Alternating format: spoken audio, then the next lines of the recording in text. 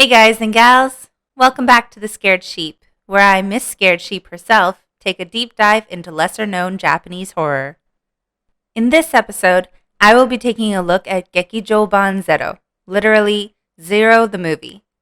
This movie is based on a novel by Otsuka Eiji, which he based on the Zero video games, also known as Fatal Frame in North America and Project Zero in Europe and Australia. Now, I am a huge fan of the video game series. It's probably my favorite series of all time.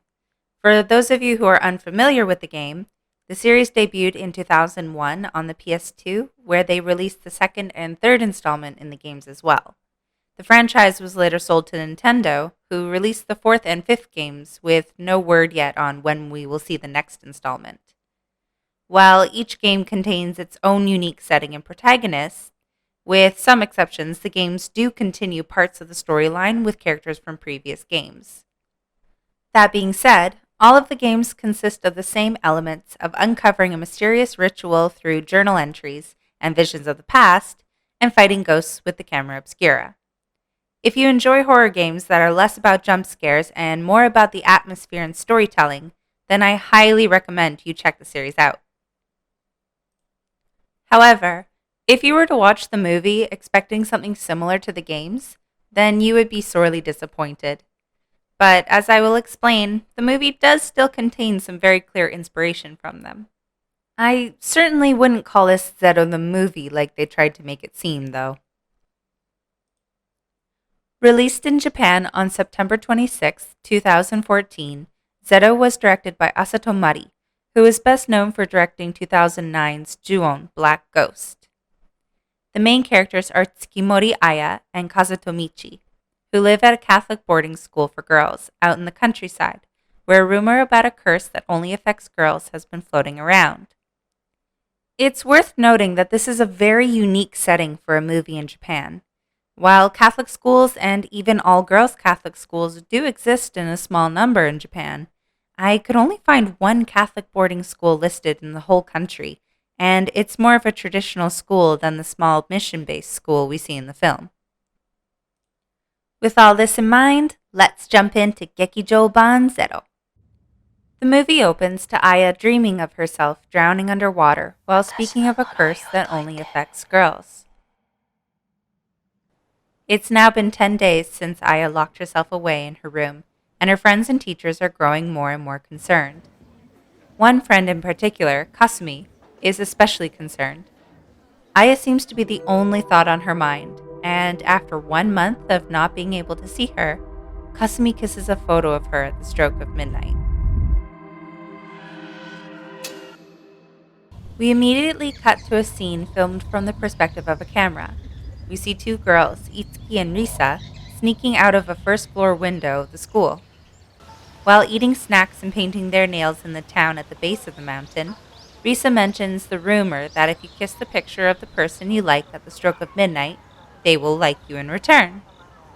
Overhearing this, an older girl named Kazumi, also known as Mary, joins the conversation saying that this rumor has been around since she was a student at the school.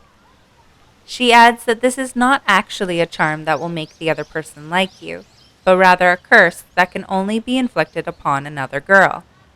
She says that a girl once died and forever tormented the other girl after that. This is why they sing the lines of Ophelia at every graduation. Early in the morning, we see a class of girls tending the school's garden. This is actually a common activity in Japanese schools beginning in elementary school. While some only keep a single plant to take care of and learn about, other schools have much larger gardens and may even have a chicken coop or rabbit hutch, which the children take turns caring for. While lost in thought, Michi notices the disabled school handyman and asks if she can help him. But before he can answer, the class's teacher, Aso Mayumi, jumps in and says that her brother Takashi has trouble talking to people. Michi takes Kasumi for a walk through the woods, where she apologizes for being unable to take a photo of Aya like she promised, as Aya never appeared by her window. Michi wonders if Aya is cursed, and suddenly Kasumi doesn't look so well at all. Kasumi sits on a log and stares off into space with a very vacant look in her eyes. Without saying a word to Michi, Kasumi disappears, leaving her hat behind. A search party was formed, but they could find no trace of her, and rumors that Aya had cursed Kasumi and spirited her away began floating around the school. That night, we see Michi sneak into Kasumi's bedroom and start going through the things in her drawers. What looks like Aya standing behind her is really just the photo we saw Kasumi with earlier taped to the wall. Michi takes the photo of Aya back to her room and stares at it until she falls asleep.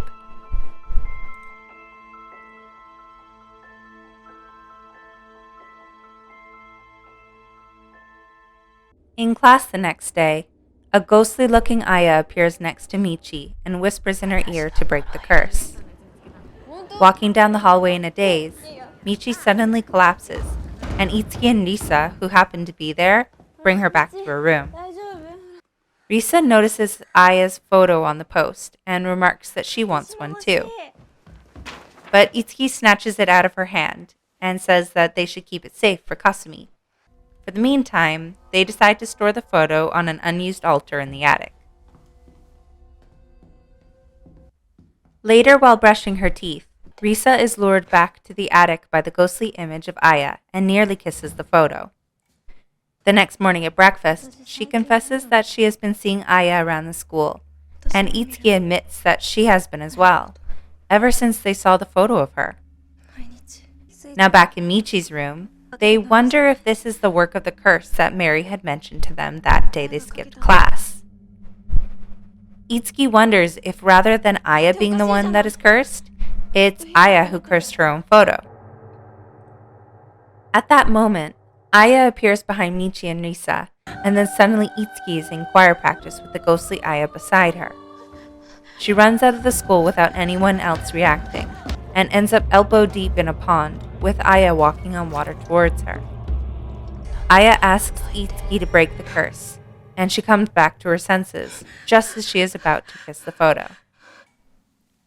But this time, Risa is next to her, and just as she is about to kiss the photo, Itsuki stops her and kisses it instead, just as the clock strikes midnight. Itsuki disappears soon after, and the school reacts by prohibiting students from leaving the premises. It seems that one of the other students, however, found the photo of Aya in the attic and took a picture of it with her phone. As the rumor about kissing the photo at midnight goes around the school, more and more girls begin disappearing. At night, we see Michi and Risa fall asleep holding hands, as if to keep the other from wandering off. But come morning, Michi's hand is empty and Risa is gone. Michi goes to Aya's room and pleads with her through the door to stop and come out of her room. Risa wanders through the forest, saying she is being called before collapsing. We later see her floating downstream in the same pose as Ophelia in the painting behind the school's headmistress. This leads us to the next scene, where we discover all of the bodies of the missing girls. Michi reaches her breaking point and decides to kiss the photo just so she won't have to live with the ghostly presence following her anymore. Just as she is reaching for the photo, though, it's pulled away by Aya herself.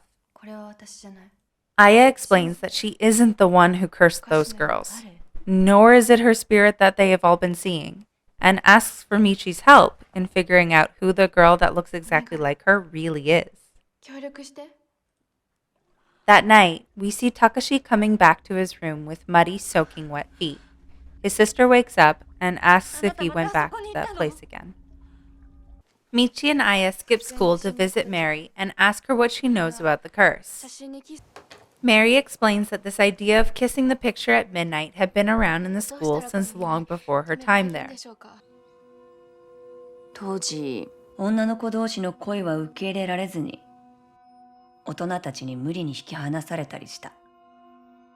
今は埋め立てられてしまったけど、この土地にはかつて湖があってね、そこで心中する少女たちもいたんだ。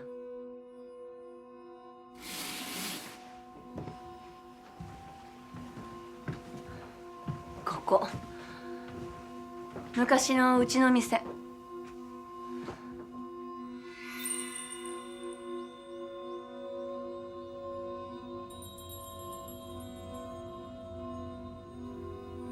うちは昔写真館でね、その女の子たちの恋まじないの写真を撮ってた。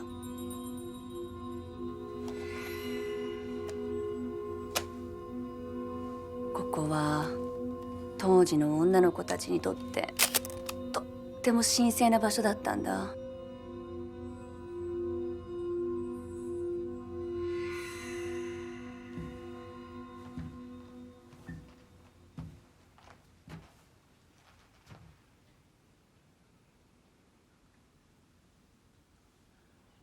私はここで育った。この女の子たちの顔に囲まれて。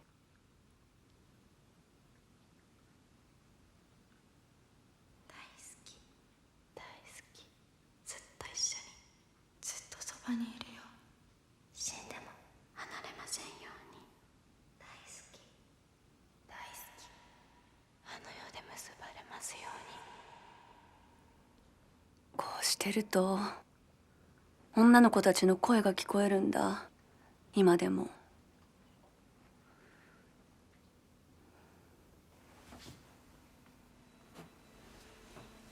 あれ、あんたたちの学園の言い伝えの子。あの世で一緒になろうとおまじないを掛け合って心中しようとしたの。でも一方は死にきれなかった。その後どうなったんですか？死んだ女の子はあの世へ行けずに霊となってこの町をさまよった。生き残った女の子はその子の霊につきまとわれ、一生苦しむこととなった。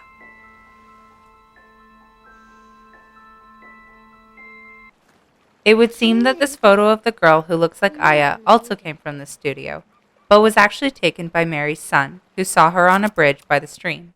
Kasumi then received the picture from him. The girls walk back from Mary's and head towards the area where the boy took the photo of the ghost. Stepping onto the bridge, Aya sees a vision of a young girl drowning, while another girl tries to reach for her, but fails before she disappears under the water. Back at school, Aya tells Michi of a girl who had been adopted by the school at the same time as she was, but drowned. Just then, a group of girls begin hurling things at Aya's window and blaming her for the murder of the 5 girls. They chase Aya through the halls and threaten to kill her, which they believe will save them. Michi comes to her rescue and kisses Aya to prove that she is not the one who is cursing them. Michi comes up with a plan to put an end to this curse. She kisses the photo herself and asks Aya to watch over her closely and free her from the curse.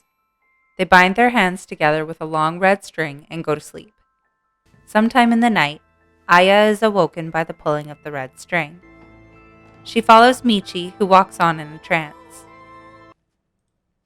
Come daybreak, Michi and Aya are still walking along, but when an earthquake hits, the string breaks, and Aya loses sight of Michi. It's then that Takashi hits Aya over the head, and she loses consciousness. He carries her to an abandoned-looking building and throws her into the deep water. But she swims to the surface before he even has a chance to walk away. Panicking, he throws some flowers from the school garden at her and shuts the door. Still in her trance, Michi continues to walk on, but fortunately is headed for the same building that we saw Aya being carried to. Sister Mayumi spots Michi, and when she is unable to hold her back, she hits her on the head to try and knock her out. She drags her down to the stream and attempts to drown her. Takashi arrives, and out of fear of someone finding out what is there, she again scolds him for going to the water reserve. He speaks for the first time and tells her how the girl in the water is alive and had escaped, so he needed to put her back in. Returning to the water reserve, Aya finally remembers that the girl she could not save from drowning all those years ago was actually her twin sister, Maya. Maya waited for Aya to return, and until she did, she inflicted a curse upon her. Somewhere between life and death, all of the emotions from the girls who had drowned themselves in the lake gave her the power to do so.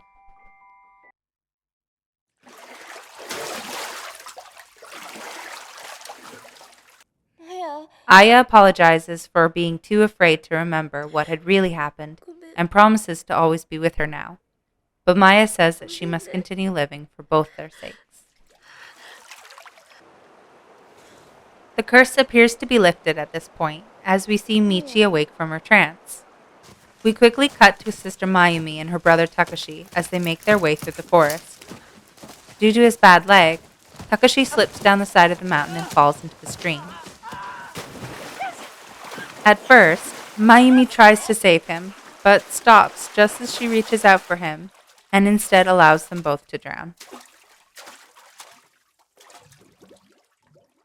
Michi finds Aya in the water reserve, and unlike Aya was able to do for Maya all those years ago, she grabs hold of Aya's hand and pulls her to safety.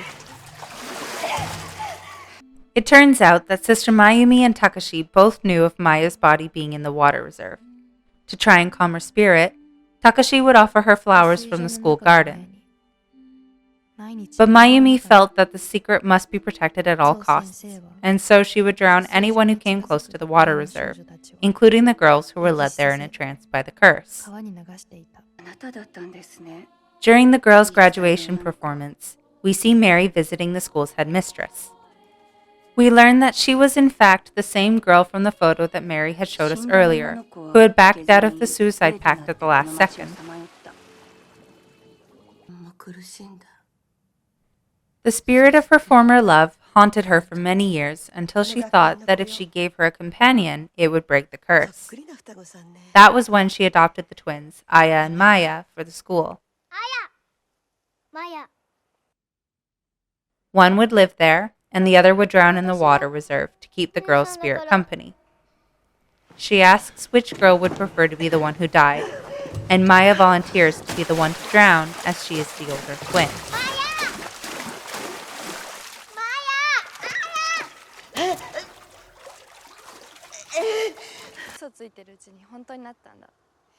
After graduation, Michi and Aya talk about their plans for the future. But before they go their separate ways, Michi wants to take a picture. In the most Fatal Frame-esque scene of the movie, Michi sees something that can only be seen through the lens of the camera. Gathered around Aya for one last time, we see the spirits of all the girls who have passed away due to Maya's curse.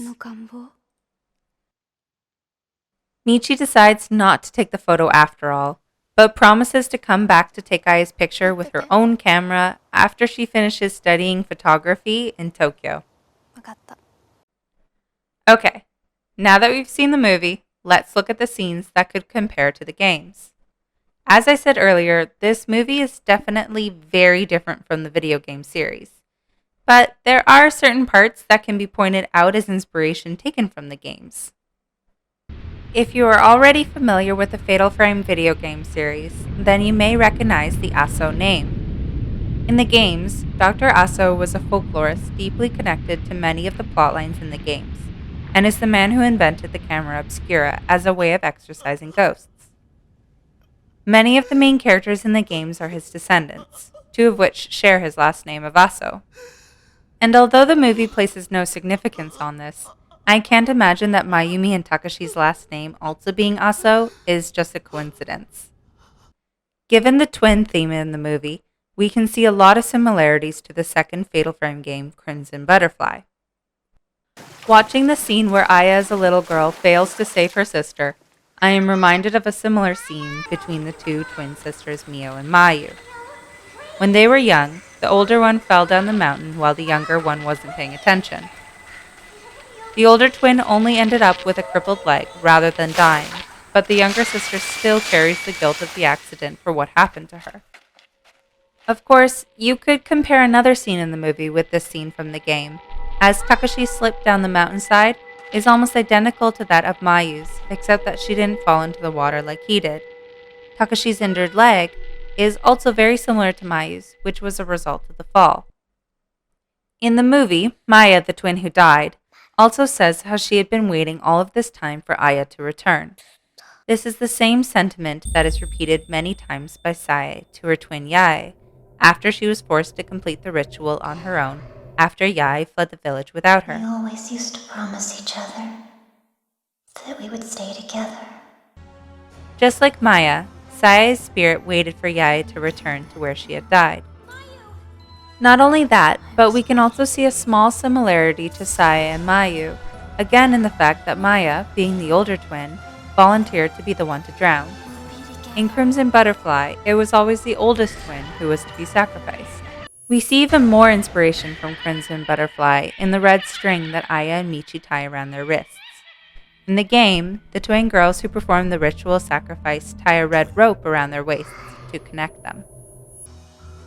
Lastly, I do want to give the movie credit here, as I think they did a good job choosing old-fashioned cameras that are very reminiscent of the variations of the camera obscuras featured in the game series. And that's it for Gekijouban Zero. This movie was actually released the same month that the fifth and most recent game was released in Japan, and I remember seeing promos they did with the main actresses from the movie playing the game together in the dark. So the marketing team definitely tried to push the movie-game connection. Was this a good tie-in movie to the games, or should they just have left the game series connection out of it? Let me know what you think in the comments. If you enjoyed this video, please don't forget to like and subscribe so I can continue making more. Thanks so much to everyone for all of your support, and I'll see you next time. Bye!